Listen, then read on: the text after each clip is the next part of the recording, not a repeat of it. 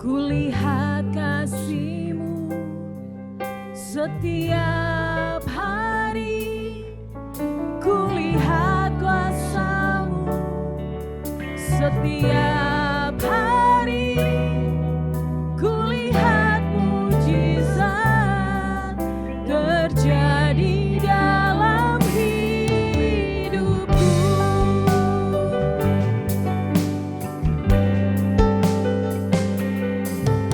Setiap hari kulihat kasih-Mu, setiap hari kulihat kuasa-Mu, setiap hari kulihat mujizat terjadi dalam hidupku.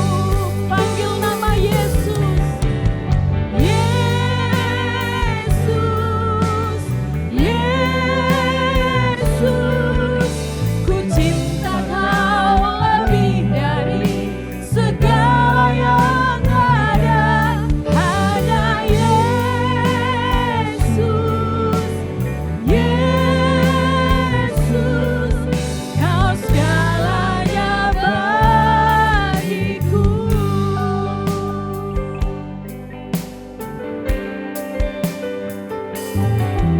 Setiap hari kulihat kasih-Mu, setiap hari kulihat kuasa-Mu, setiap hari kulihat mujizat terjadi dalam hidupku. Nama Yesus, Yesus,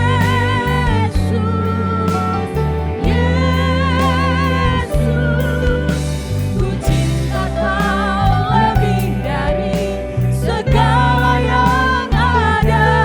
Hanya Yesus, Yesus. Kau segalanya bagiku.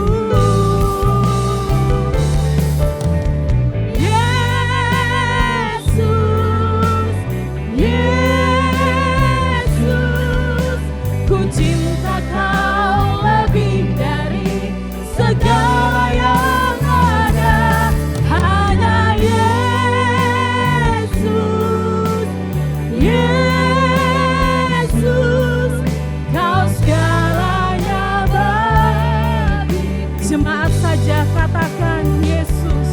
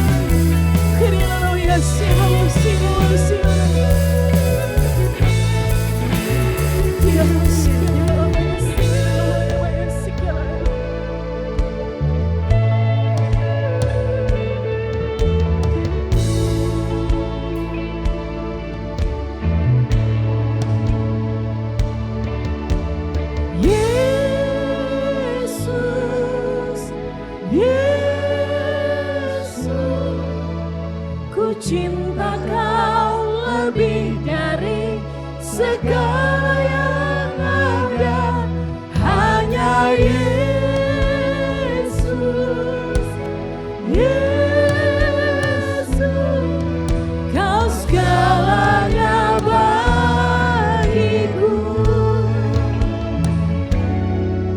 Kau segalanya bagiku,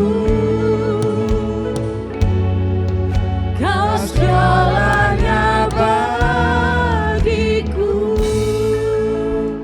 Kita mau mengucap syukur buat segala kebaikan Tuhan. Haleluya.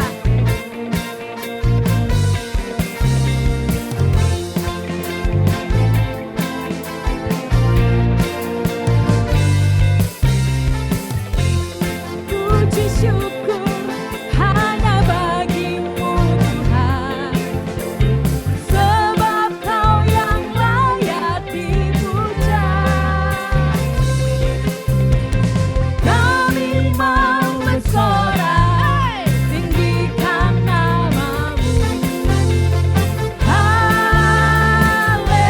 Haleluya.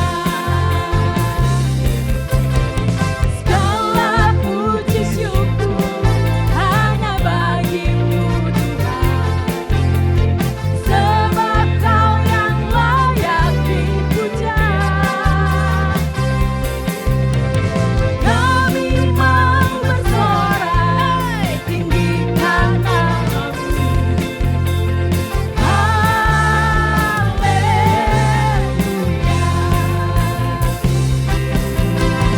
Soraklah, haleluya,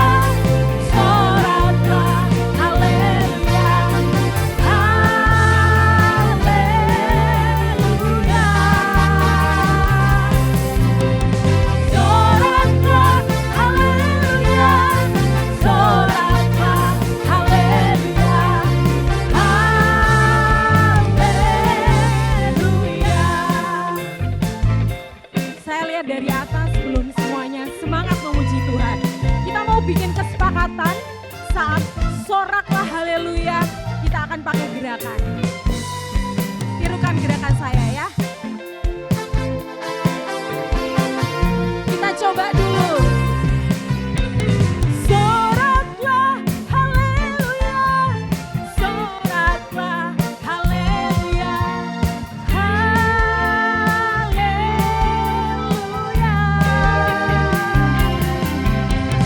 Soraklah haleluya, soraklah haleluya, haleluya.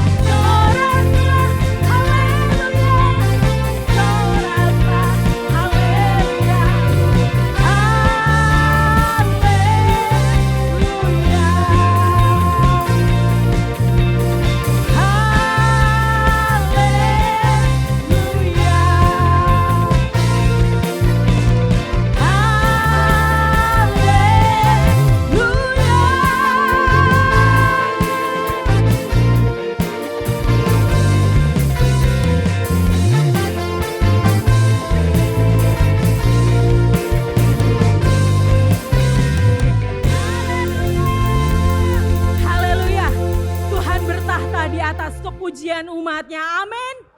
Kita mau bersorak-sorai yang lebih dahsyat lagi buat Tuhan. Sebab Dia Tuhan yang maha besar.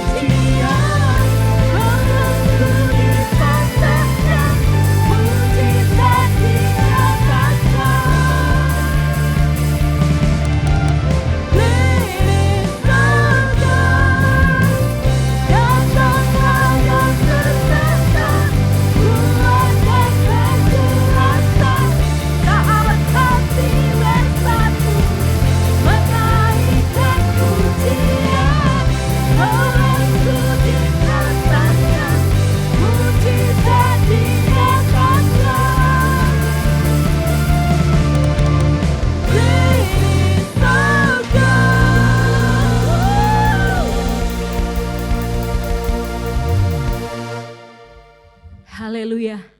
Allah kita Allah yang maha besar. Dia mampu melakukan mukjizat bagi setiap kita. Naikkanlah syukur kepada Tuhan. Sebab dalam ucapan syukur ada mukjizat.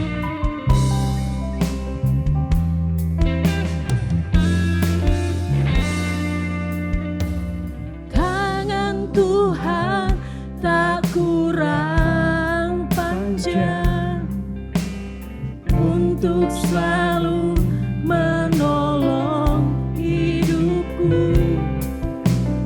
Telinganya tak kurang tajam untuk mendengar seruan hatiku.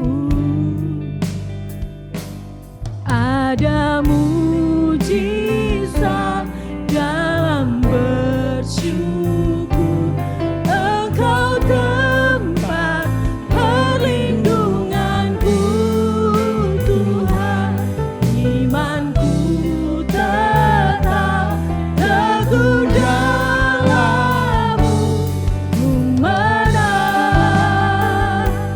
Ku menang bersama-Mu.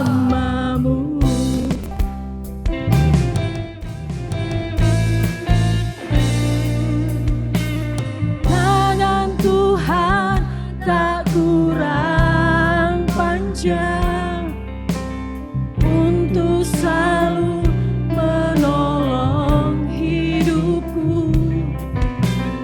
Telinganya tak kurang tajam untuk mendengar seruan hatiku. Ada mujizat dalam bersyukur. Engkau tempat perlindunganku, Tuhan. Imanku tetap teguh dalam-Mu. Ku menang bersama-Mu.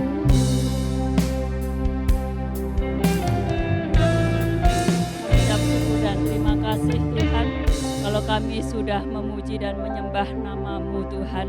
Kami ucap syukur untuk kasih dan anugerah-Mu ya Tuhan, untuk kesempatan yang indah untuk kami boleh beribadah kepada Engkau Tuhan. Dan tiba waktunya kami mau mendengarkan kebenaran firman-Mu Tuhan. Biarlah kami boleh menyiapkan hati kami, hati yang baik ya Tuhan, sehingga boleh ditaburi oleh benih-benih firman-Mu. Dan biarlah firman-Mu ini boleh bertumbuh di dalam kehidupan kami Tuhan. Terima kasih Tuhan, kami mau merendahkan hati kami mau lembutkan hati kami untuk menerima jamahan-Mu, untuk menerima kebenaran firman-Mu Tuhan. Dan saat ini juga kami berdoa untuk hamba-Mu yang sudah Engkau persiapkan untuk menyampaikan isi hati-Mu Tuhan.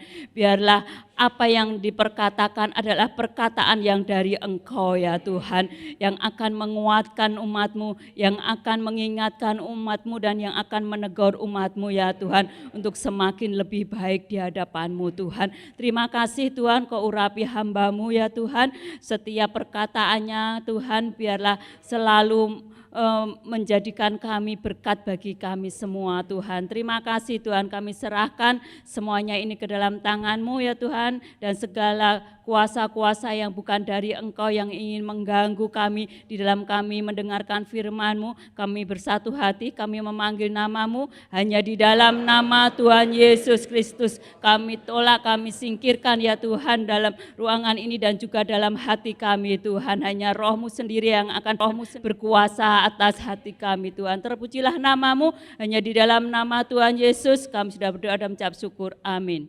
Shalom. Jika sudah dalam keadaan tubuh yang sehat, karena Bapa senantiasa memberkati, menjaga, melindungi. Mari serukan haleluya dengan suara yang yakin. 2, 3, haleluya. Puji nama Tuhan. Sekaligus selamat menyaksikan yang melihat melalui tayangan televisi First Media atau yang melihat melalui YouTube. Saudara yang belum subscribe, ketik GKJ Family di YouTube lalu subscribe. Tuhan Yesus memberkati. Pada hari ini saya akan melanjutkan seri tentang tabernakel ya, yang seri terakhir yang kita periksa bicara soal cherubim. Dan kita sekarang akan melihat apa yang akan kita bahas. Terlebih dahulu dalam seri yang ke-192 ini sekali lagi kita mau saingan sama tukang bubur naik haji ya, yang serinya sampai 1000. Tapi tidak mungkin ya. Kita masuk dalam benda terakhir dalam tabernakel, yaitu tabut perjanjian. Benda terakhir di tabernakel ya, tabut perjanjian. Yang akan kita bahas pada hari ini adalah subtema baru, yaitu cara menutup tabut perjanjian. Tidak sembarangan, tetapi ada caranya. Jadi kalau saudara mau naik motor, ya ada caranya. Bagaimana? Pakai helm dulu, pakai jaket supaya tidak masuk angin, siapkan jas hujan, sekarang musim hujan. Mungkin di gereja tidak hujan, tetapi ada anggota saya yang saya lihat ya, katanya mulai di Gatsu tuh hujan lebat, jadi dia sampai sini dia satu-satunya pakai jas hujan. Ya, kemudian ya lepas standarnya, sebab kalau matic standarnya nggak dilepas di starter nggak mau nanti. Itu caranya naik motor. Cara menutup tabut ada juga. Mari kita baca dari kitab Keluaran 40 ayat yang ke-20. Saya bacakan untuk ayat yang pertama ini.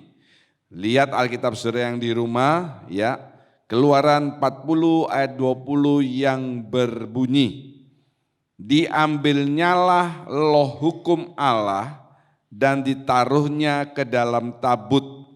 Dikenakannyalah kayu pengusung pada tabut itu dan diletakkannya tutup pendamaian di atas tabut itu.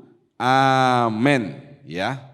Jadi kalau sudah lihat dari ayat tersebut, yang pertama diambil loh hukum Allah, 2 loh batu. Kemudian dikenakannyalah kayu pengusung, atau saya katakan tongkat. Coba saudara lihat ini gambarnya bahwa ada tongkat. Untuk apa? Ya untuk ngangkat, karena tabernakel ini kan berpindah-pindah sesuai tuntunan tiang awan.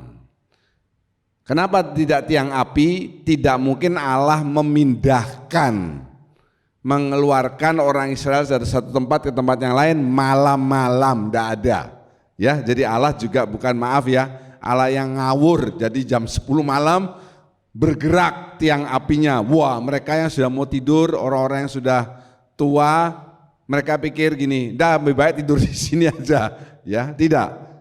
Tiang awan, bukan tiang awan tadi, tiang api ya, tiang awan bergerak, mereka pindah. Nah, ini untuk mengangkat tabutnya. Kemudian di sana menutup peti ya, dan diletakkannya tutup pendamaian. Tutup pendamaian juga kita kenal dan kita bahas dengan TG.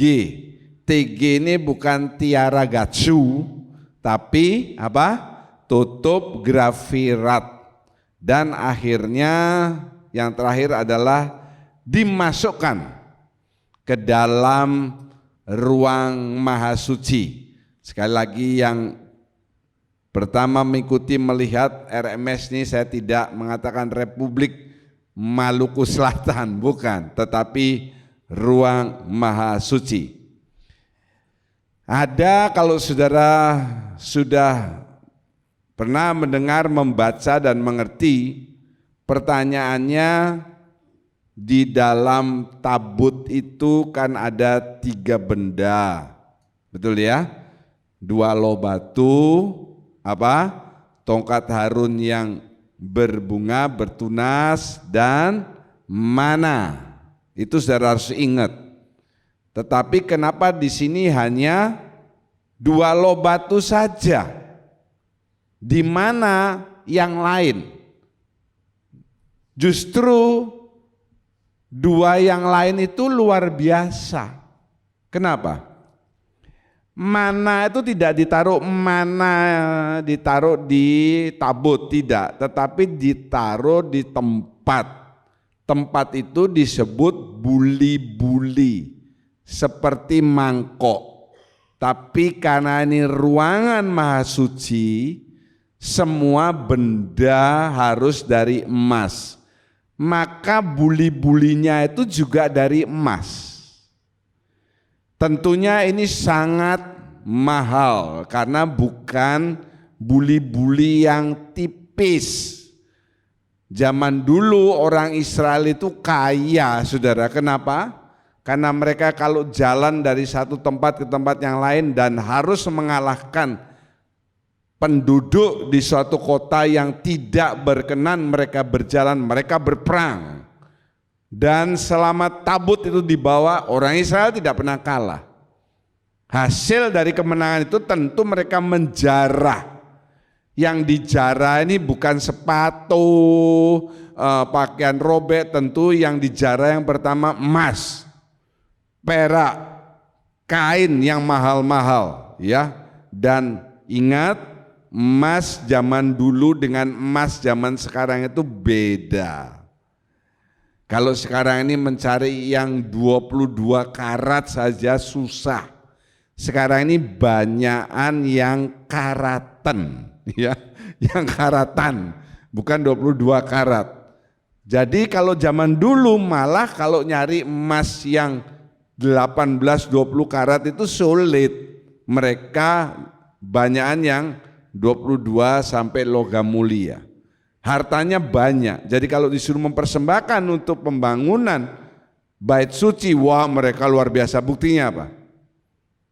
Mereka dengan sukarela mempersembahkan untuk membuat lembu emas. Lembu emas ini bukan lembu yang disalut dengan emas, dari kayu disalut emas, tidak.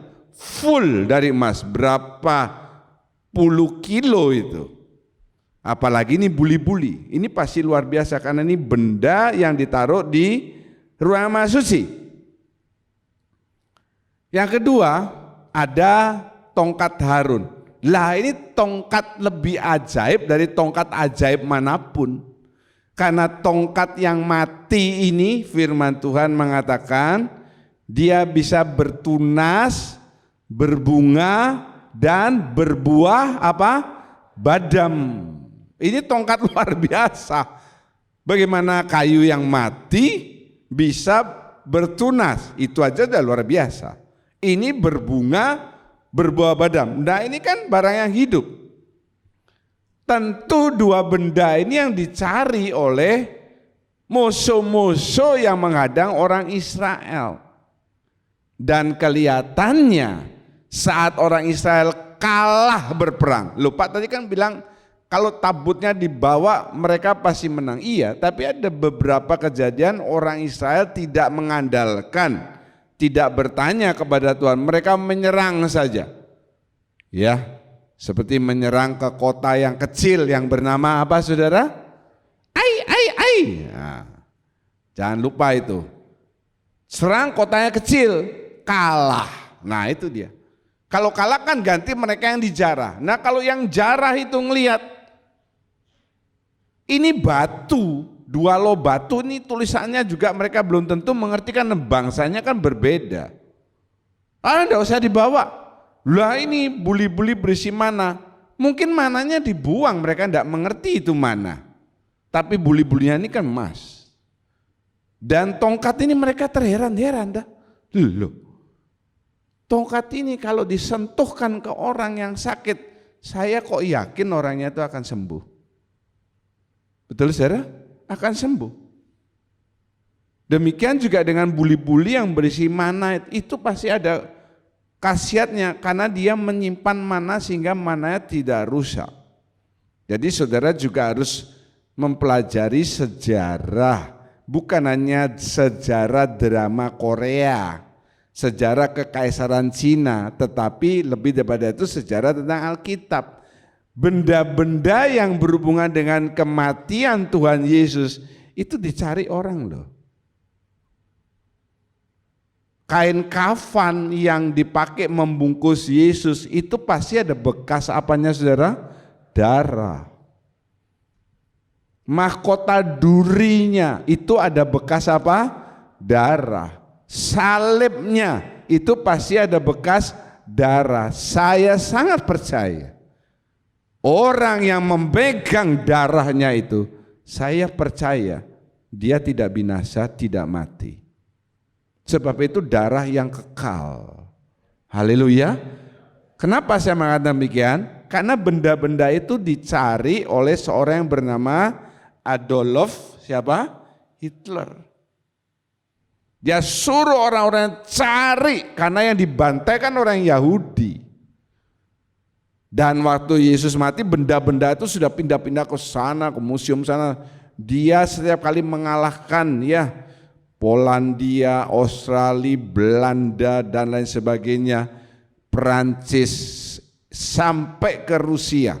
Dia selalu memerintahkan yang pertama cari itu dulu. Tombak yang dipakai menusuk lambungnya Yesus itu kan ada bekas darahnya Yesus.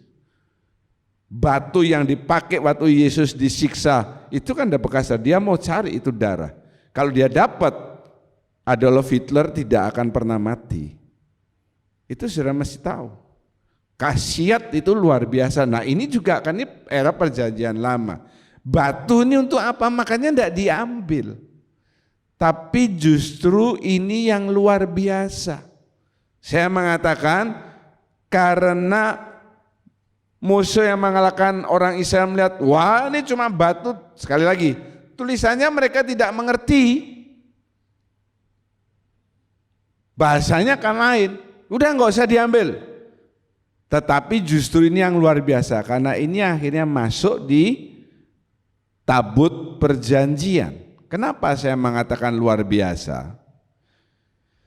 Dua loh batu itu menggambarkan hukum Allah, Taurat, ya, yang juga dapat saya katakan itu firman-Nya Tuhan, sebab Tuhan sendiri yang berfirman.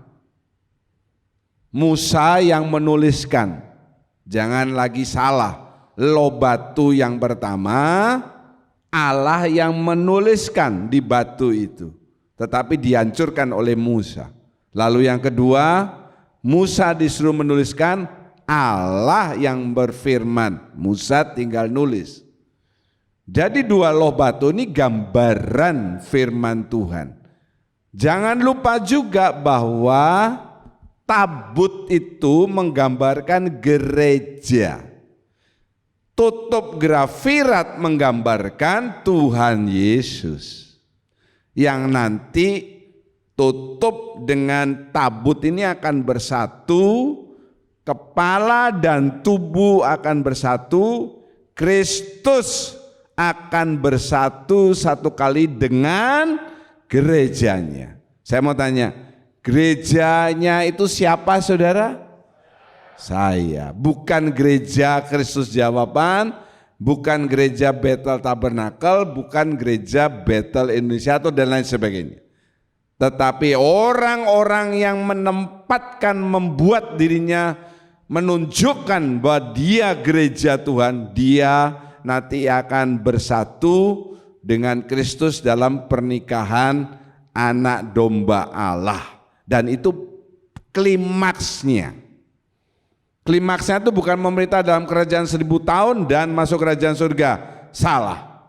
Klimaksnya di pernikahan anak domba itu bersatunya kepala dengan tubuh. Kalau saudara mengikuti termasuk dalam pernikahan anak domba Allah, pasti saudara adalah orang-orang yang akan memerintah dalam kerajaan 1000 tahun.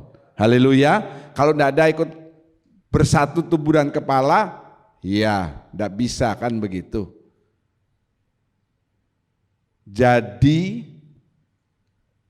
dua loh batu ditaruh dalam tabut. Lobatu firman, tabut saudara. Tadi kan saya mengatakan, saya bertanya siapa gereja? Saya.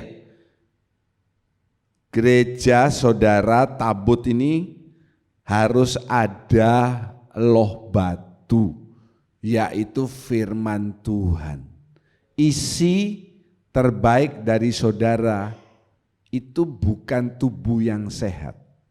Karena satu kali semuanya orang akan mati.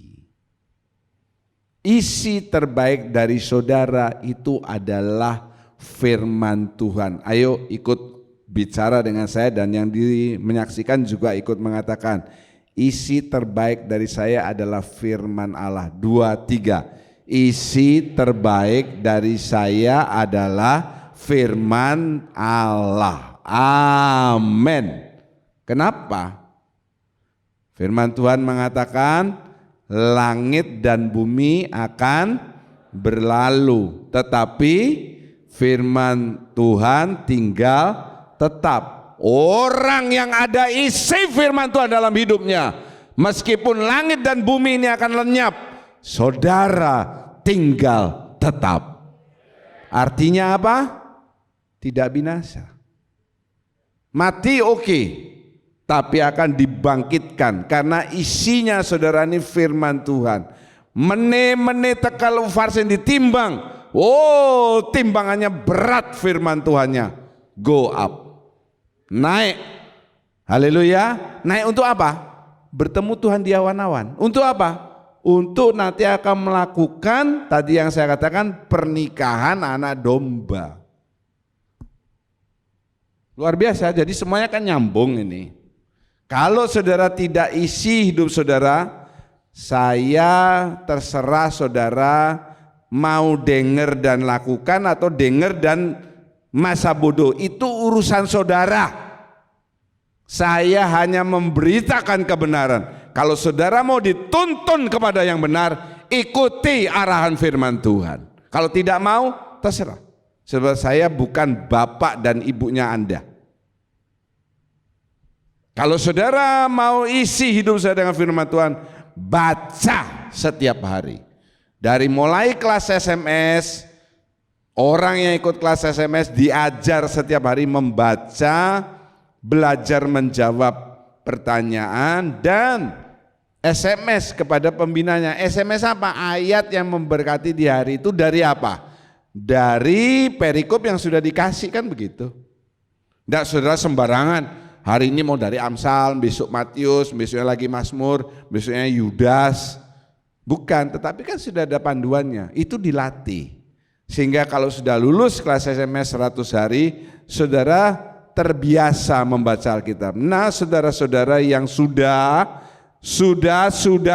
lulus SMS dan saudara tidak membaca Alkitab sekarang, saudara balik lagi menjadi orang yang sebelum ikut kelas SMS.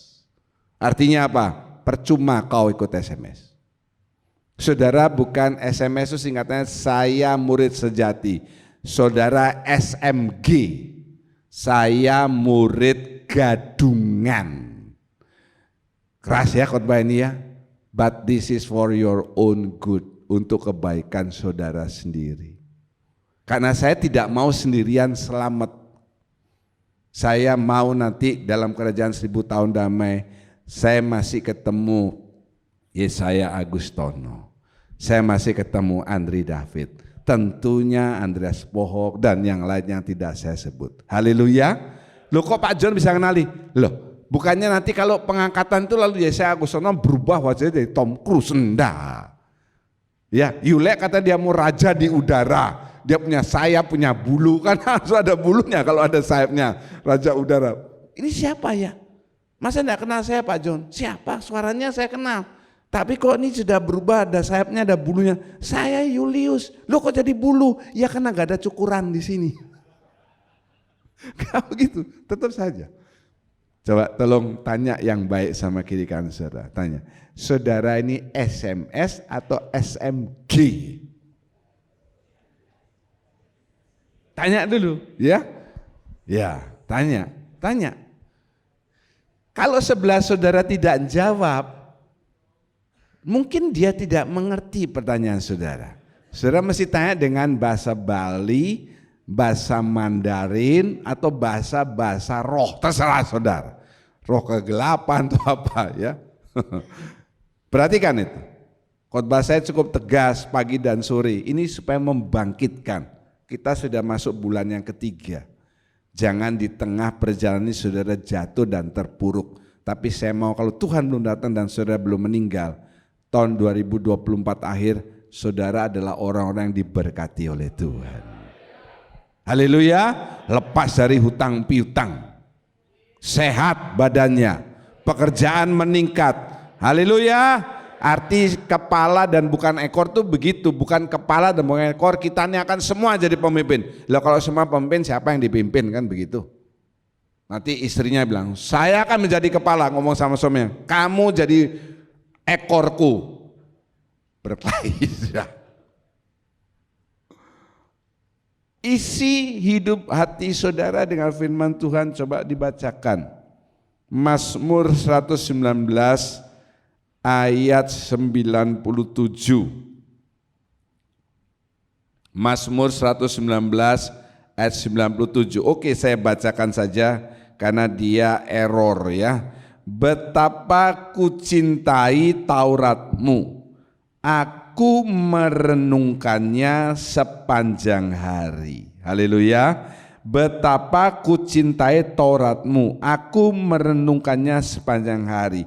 Karena yang amin sedikit, maka ayat 127 saya mengajak saudara membaca bersama saya. Tidak ada di LCD, jadi nggak usah lihat ke depan, lihat di Alkitab saudara. Ya. Oke, Mazmur 119 ayat 127. Yang keras, 2, 3. Itulah sebabnya aku mencintai perintah-perintahmu lebih daripada emas, bahkan daripada emas tua. Amin. Siapa yang di sini punya emas tua? Tidak ada saudara ke toko emas lalu mau beli emas tua, kecuali saudara dapat warisan dari nenek moyang. Nah itu baru emasnya emas tua. Kalau yang sekarang ini emas tua, ada K-nya di belakangnya. Emas yang disiram tua maksudnya ya. Karena kita di Bali, kan orang Bali itu senang minum apa saudara? Tua atau arak Bali. Coba lihat. Itulah sebabnya aku mencintai, apa perintah-perintah ini? Firman Tuhan. Lebih daripada emas. Jadi kalau saudara dikasih pilihan, ya saudara sudah baca loh. Sekali waktu, siapa tahu bisa toh. Dalam saudara tidur, saudara bermimpi dikasih pilihan oleh Tuhan. Hai anakku yang kekasih, aku melihat kamu sepanjang tahun ini banyak masalah, tetapi kesetiaanmu sungguh teruji. Di tanganku ini ada 2 pilihan, yang mana yang mau kamu ambil? Yang sini Tuhan taruh Alkitab firman Tuhan, yang sini emas. Jangan salah pilih. Kalau saudara pegang emas, bangun saudara pegang guling. Kalau saudara pegang Alkitab, bangun saudara memegang semuanya dalam hidup saudara. Haleluya. Kemenangan, mujizat, tadi doanya Bu Rika kan begitu. Kita mengalami kemenangan, mujizat ya, dan kekuatan baru. Jangan salah pilih. Colek kiri kanan saudara, kasih tahu, jangan salah pilih. Saya kok enggak pernah mimpi gitu Pak? Ya jelas. Lah kamu mau tidur ngelihat mak lampir menjadi gondrong. Mimpinya mak lampir. Lihat itu drama Korea, film seri Cina, kerajaan. Mimpinya jadi raja itu jadi pesuruh.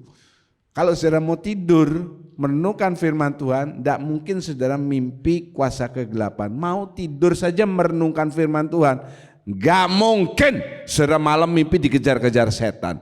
Bahkan saudara yang ngejar setan. Untuk apa? Ditangkap dan dikasihkan ke temanmu.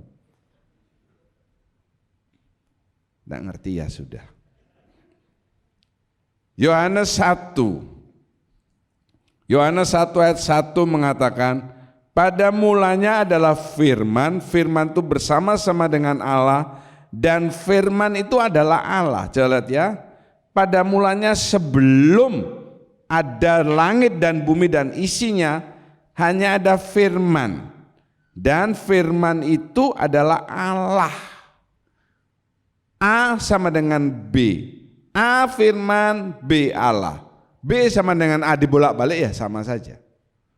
Terus ayat 14 mengatakan, firman itu telah menjadi manusia dan diam di antara kita. Ya, sampai di situ saja. Saya tuliskan dalam bahasa Inggrisnya, and the word.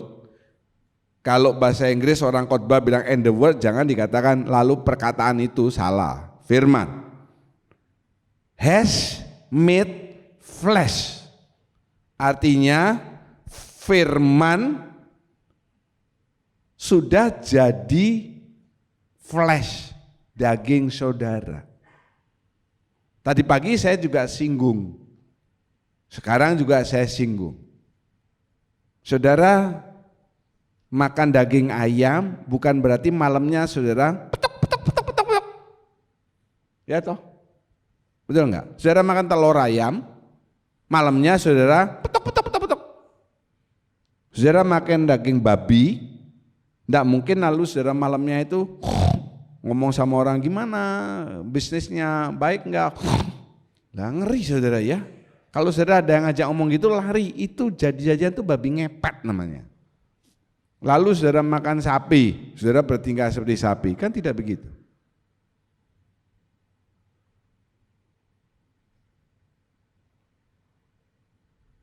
Memblend jadi daging kita, memperkuat tubuh kita, entah itu nasi jadi karbohidrat, ya daging dan lain sebagainya jadi protein, itu karena kita makan. Sama seperti saudara suka makan babi guling, bigul, lihat dia waktu makan. Pasti saudara akan berhenti makan babi guling. Ya, lihat dia makannya. Makannya apa Pak? Kalau yang bukan orang Bali, tak kasih tahu, makan babi guling itu, babi itu makannya sampah. Anunya pohon pisang, ya yang dicacah, itu apa namanya itu? Ares. Hah? Kok ngomong gedebok ini apa sih? Babi makan gedebok itu mati dia, usus buntu langsung gedebok.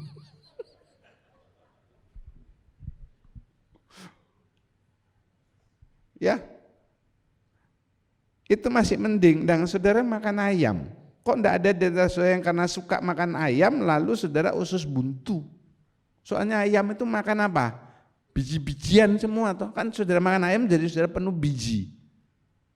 Saudara makan sapi, kok saudara enggak, maaf, buang kotoran warnanya hijau, karena sapi itu makannya apa? Yang hijau-hijau, rumput. Saudara makan kambing, kok enggak keluar dari mulut saudara ini kangkung misalnya. Itu karena mereka sudah di blend.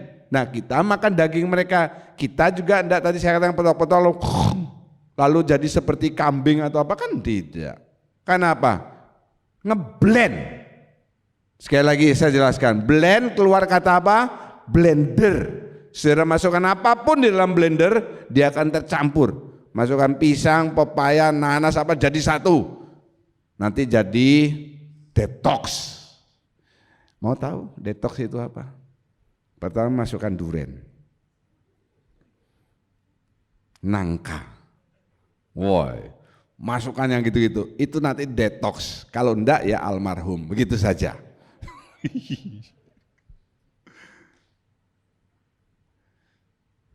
Kalau saudara mau firman itu ngeblend dalam diri saudara, kita bukan hanya makan, tapi firman itu dicerna, direnungkan. Kalau sudah dicerna pasti akan dilakukan. Haleluya. Haleluya. Saudara, kalau mau melakukan kejahatan itu kan bukan hanya dilihat saja, tapi dipikir-pikir, dirames lalu jadi apa. Kejahatan seperti apa Pak? Yang paling sederhana saja, menguras dompet pasangan saudara, itu kejahatan loh saudara. Ya, menguras dompet pasangan saudara, itu kejahatan. Pak Daniel diam tegang dia, soalnya bukan Bu Hermin yang nguras, tapi dia yang nguras baliknya. Ya, melihat benda, kan baru lihat saja kan. Terus ditambah tulisan sale. Wah. Salenya 90%, itu Fosa suka beli yang sale 90% itu ya. Yang tahu cuma saya, Fosa sama Wati saja. Nanti David tanya sama istrinya, kenapa kok ngomong gitu? Masih belum apa-apa, belum tindak kejahatan, ngelihat kan enggak jahat. Kalau jahat ya jangan lihat, mana bisa kan kita punya mata. Lalu mulai dipikir toh, dirames-rames, beli, enggak, beli, wih tertarik bolak-balik ngelewati situ, terus ya, karena dilewati bolak-balik akhirnya beli saudara. Belinya dia enggak mbak dompet, menguras uang pasangannya, itu tidak kejahatan. Suami-suami haleluya, enggak berani. Istri-istri haleluya, berarti istrinya yang berkuasa toh. Suami-suami haleluya, diam semua. Ngomong apa dalam hatimu? Aku udah tahu. Pak, aku megang dompet Pak, tapi cuma KTP sama SIM. Dan selembar saja untuk kolektor. Yang sana itu yang segebok. Loh saya ngomong loh saudara, karena saya melihat dengan mata saya.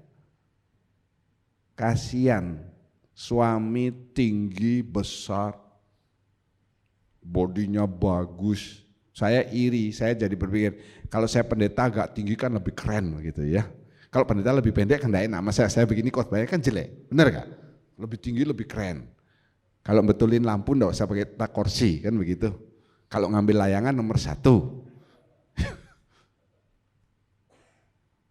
Ini enggak di sini, di pulau lain. Saya dijemput sama dia ya.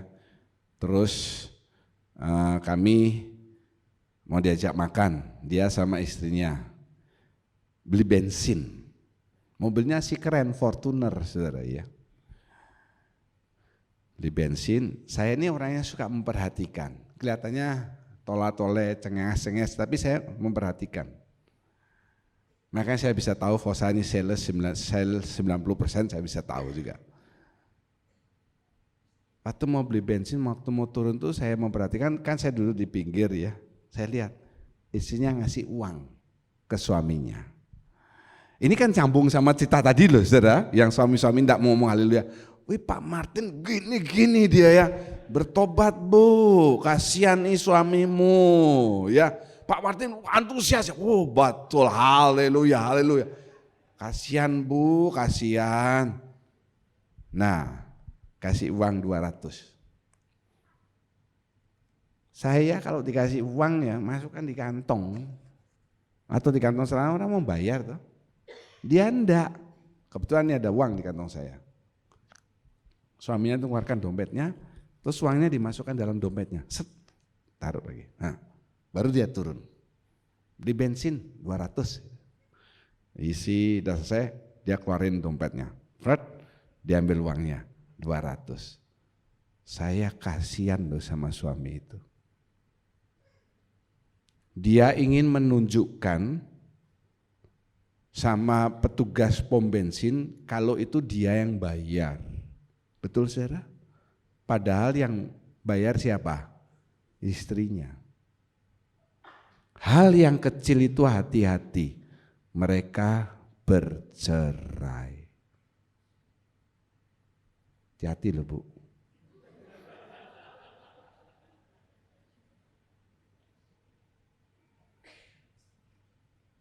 Nanti ketemu cewek yang baik, ngasih uang, ini tak kasih, tak penuhin dompetmu, ditinggal sudah Ibu. Bercerai saudara. Kalau saudara saya sebut namanya kaget, ini orang top saudara. Oh jemput saya aja pakai Fortuner. Ya kasihan. Demikian juga waktu makan. Isinya kasih uang. Kalau saya sudah sekali gitu, saya malah lebih penasaran. Mau tak liatin, terus nanti kalau makan tuh gimana ya. Waktu makan juga itu sebelum selesai isinya ngasih uang 500. Ya, sama suami masukkan dompetnya. Lalu dia pergi ke kasir, sama dia bayar. Kasihan. Sekali lagi ingat apa yang terjadi dengan suami istri saudara? Apa saudara? Jawab dong, apa yang terjadi? Bercerai. Anda istri-istri kalau tidak mau bercerai, penuhi dompet suamimu. Haleluya suami. Memang kurang ajar suami-suami ini. Dipancing gitu aja kena, ya toh? Pak Robi, jangan kamu diem-diem garuk-garuk kuping padahal hatimu bersorak-sorai. Denger du komang. Jangan gitu dong, sportif. Haleluya Pak Robi. Gitu dong. Yang lain haleluya, dia diem aja padahal begini. Kapok lu, komang, kapok lu. Isi dompet suamimu. Ya, mulai malam ini istri rajinlah gunting-gunting koran. Kan saya enggak bilang isi dompet suamimu dengan uang, enggak ada. Isi dompet suamimu jadi, besok suami pegang ini Pak Robi, tebel. Wah ini khotbahnya Pak John membuahkan hasil. Mau beli makanan burung, ya putih semua koran. Oke, kita kembali ke firman Tuhan. Jadi harus ngeblend, dilakukan, baru dia bisa. Jadi saudara hidup dituntun firman ini maksudnya bukan firman tuh kita baca pakai dia jadi penuntun, saudara. Oh enggak begitu saudara. Tuhan tidak pernah maksa loh. Enggak berarti kalau firmannya itu ke kanan, saudara mesti kanan, kiri. Saudara mau ke kanan atau kiri kan terserah pilihan saudara. Buktinya aja Yudas saja matinya gantung diri. Kan Tuhan tidak memaksa, padahal cuma 12 muridnya. Kalau firman itu sudah ngeblend, saudara tidak mungkin firmannya ke kanan, saudara ke kiri. Tidak mungkin. Temanmu ngajak yang tidak baik, maksudnya itu begini. Temanmu ngajak yang tidak baik, tidak mungkin saudara akan terpengaruh. Saudara di tempat orang sabung ayam, judi togel, saudara kepingin judi online, apapun judi-judi yang sekarang sangat menipu saudara. Apa itu namanya yang robot trading, robot T-Rex. Tidak akan tertipu, tidak akan tergiur. Karena apa? Firman itu sudah di hati saudara. Dan Roh Kudus bilang, don't do that, jangan lakukan. Tidak dilakukan. Haleluya. Kenapa saudara tidak sakit? Karena saudara makan. Coba saudara nggak makan seminggu. Coba, macam-macam penyakit akan menyerang saudara. Orang saudara sudah makan saja bisa sakit. Betul kan? Waktu COVID ya buktinya kan sudah makan, tapi ini bisa juga karena COVID. Apalagi nggak makan, mati sudah. Apa yang mati? Rohani. Sekarang apa tandanya kalau firman sudah menjadi daging? Tanda firman itu sudah jadi daging, sekarang saudara yang sudah mulai dewasa rohani kan sudah ngomong begini, oh Pak saya sudah baca firman, dengar firman, saya sudah belajar melakukan firman. Iya bagus. Sekarang apa tolok ukurnya? Yang pertama, dalam mulutnya tidak ada kesalahan. Tidak ada kesalahan di dalam mulut saudara. Maksudnya bukan semuanya ini 100% good. Oh tidak, coba lihat ya. Yakobus 3:2, sebab kita semua bersalah dalam banyak hal. Ya. Memang, barang siapa tidak bersalah dalam perkataannya, ia adalah orang sempurna yang dapat juga mengendalikan seluruh tubuhnya. Amin. Kalau baca ayat ini hati-hati artikannya. Barang siapa tidak bersalah dalam perkataannya, ia adalah orang sempurna yang dapat juga mengendalikan seluruh tubuhnya. Begini saudara, di dunia ini kita akan ciptakan serupa segambar. Jadi pola-pola dunia ini adalah turunan daripada serupa dan segambar dari Allah. Kalau saudara mau masuk sekolah negeri SMA 4 tahun 2023, SMA 4 kembali jadi SMA negeri yang nomor 1, menggeser SMA 3. Kalau mau masuk SMA 4 di samping sonasi yang sekarang, ya saya nggak tahu, waktu dulu zaman anak saya itu ada standar nilai. Minimal rata-rata ijazah dan rapot SMP itu 8,5. Kalau di bawah 8,5 mau daftar di SMA 4 sudah lebih baik jangan, karena nggak akan masuk. Karena kalau sudah 8,5 masuk SMA 4 belum tentu diterima, karena kan dia ada kuotanya berapa orang misalnya SMA 4 tuh kalau tidak salah 400 ya atau 500 waktu zaman anak saya. Kalau udah lebih 400 ya meskipun 8,5 ada yang 8,51 sudah tergeser. Demikian juga kalau mau masuk sekolah perguruan tinggi negeri PTN, ya ada standarnya. Kalau misalnya nilainya misalnya 8 lolos. Demikian juga SMA, SMP, SD. Kalau misalnya di bawah 6 tidak lulus. Seperti anak saya S2 tidak boleh ada nilai di bawah B. Minimal B. Kalau C plus ngulang, C plus saja ngulang, atau B min harus ngulang. Ada standarnya. Demikian juga firman Tuhan ini mengatakan kita ini sudah ada standar-standar apa? Standarnya Allah. Kalau kita mau sempurna 100, kok saya berpikir itu mustahil. Tidak ada rek. Orang SMA nilainya dari agama sampai seni apa 100 semua. Kecuali kepala sekolahnya itu bapaknya. Ya toh? Betul kan? Oke lah matematika, biologi, fisika 100. Tapi masa seni lukis 100? Seni suara 100? Kan enggak mungkin. Mau masuk perguruan tinggi 100 semua. Nah, kecuali malam-malam dia ke percetakan yang nyetak soalnya ujiannya itu baru dia bocor. Itu pun 100 belum tentu diluluskan. Kenapa? Dicurigai. Bapaknya punya tempat percetakannya itu. Ada standarnya. Ayo kita kejar standar itu. Haleluya. Haleluya. Ayo kita kejar standarnya Allah. Jangan pakai standar kita ke orang lain. Sekali lagi. Oh saya sudah cukup bagus dalam mengontrol mulut saya. Kalau bisa mengontrol mulut ini kan firman Tuhan mengatakan kita bisa mengendalikan seluruh tubuh. Saya bisa mengontrol 70%, berarti 70% saudara bisa mengendalikan semua tubuh saudara. Ketimbang dia yang 50%, jangan.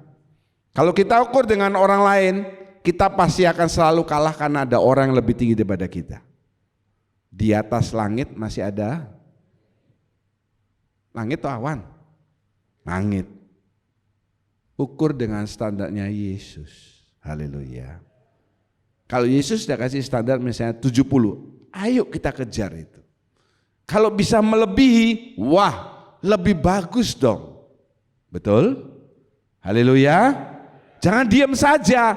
Kalau diam saja saya ragu, saudara tidak mencapai standarnya Allah. Bahkan standarnya orang saja saudara jeblok. Makanya saudara kerja di mana-mana nggak disenangi. Usaha apapun gagal karena standarmu di hadapan orang aja jelek. Coba kalau Derta standarnya di depan orang saja jelek, bisa kerja sama perusahaan asing? Orang asing standarnya lebih tinggi daripada kita. Ketemu juga kementerian, dia punya standar yang tinggi. Tapi karena Derta ini standarnya luar biasa, orang asing oke, dia jadi pembicara di luar negeri, ikut seminar di Hawaii. Jadi pembicara dan jadi dosen juga. Derta ini dosen luar biasa dia. Ya, siapa yang perempuan belum punya jodoh, ini Derta. Mulut ini salah satu tanda ukuran rohani. Jadi, biasakan mulai hal-hal yang kecil dulu, yang sepele. Ya, jujur, ngomong apa adanya, bukan ada apanya. Sudah makan? Belum. Kalau memangnya belum, ngomong belum. Kalau saudara sudah makan di rumah, karena melihat menu yang ditawarkan, lalu saudara yang baru makan bilang belum, itu saudara sudah standarnya sudah kacau. Itu yang paling gampang. Ingat baik-baik Yeri. Sudah baru makan. Makan apa? Nasi jinggo. 2 bungkus cuma ceban 10.000.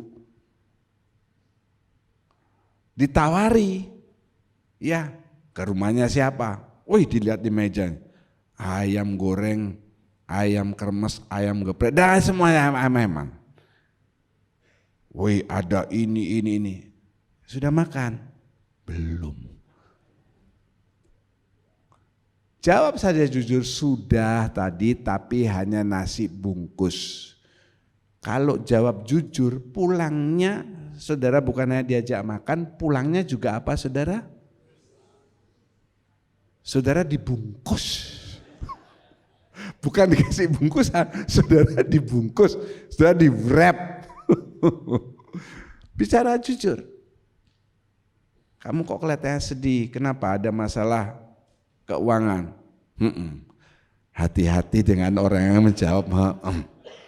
Ya, jangan gampang jatuh hati, kasihan. Gimana lagi nggak ada uang?